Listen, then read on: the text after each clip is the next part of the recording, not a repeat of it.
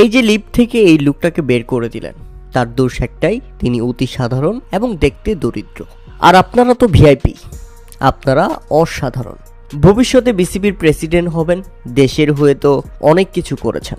তাই তো আপনি তামিম ইকবাল লিফটে ঢোকার পর লিফটে আগে থেকেই থাকা একজন বয়োজ্যেষ্ঠ ব্যক্তিকে বের করে দিতে হয়, কেননা এখন আপনারা লিফটে উঠেছেন। সাধারণ মানুষের সাথে তো আপনাদের যাওয়া উচিত হবে না। তাই আপনার আশেপাশের যারা আছেন তাদেরকে দিয়েই এই কাজটা আপনি প্রতিনিয়ত করিয়ে যাচ্ছেন। দুর্ভাগ্যবশত আজকের এই ভিডিও ফুটেজটি পুরো বাংলাদেশে ভাইরাল।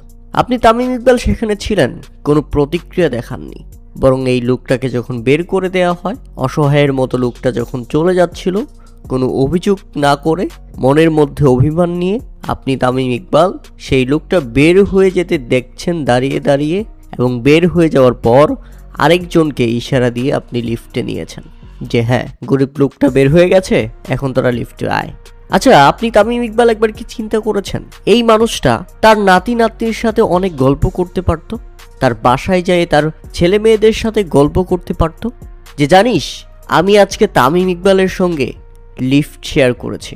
বাংলাদেশের দেশ সেরা ওপেনার, বাংলাদেশের ড্রেসিং ওপেনার, যাকে আমরা আগে কলিজা আলা খান বলে ডাকতাম, সেই খান সাহেবের সঙ্গে আমি আজকে লিফটে একসাথে উঠেছি এবং তামিম ইকবালের সঙ্গে আমার কথাও হয়েছে। কিন্তু আপনি তামিম ইকবাল সেই স্কোপ রাখেননি।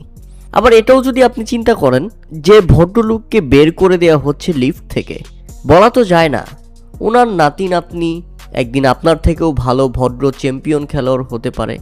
আপনি তামিম ইকবাল তাকিয়ে দেখছেন, কিন্তু মানা করেননি একবারও। ভদ্রলোক কিন্তু আগে থেকেই লিফটে ছিল, দেখতে গরিব লাগছে, এই জন্যই ওনার সাথে এই ব্যবহার। কারণ আপনারা তো ভিআইপিদেরও ভিআইপি। প্রিয় দর্শক, এই ভিডিওটি যারা দেখেছেন, ভিডিওটি শেয়ার করেছে বাংলাদেশ দলের সাবেক ক্রিকেটার তাপস বসু। তিনি এই ভিডিওটি শেয়ার করে ক্যাপশন লিখেছিলেন ঠিক এরকমই, এই লোকটি দেখতে গরিব, তাই ওনার সাথে এমন ব্যবহার।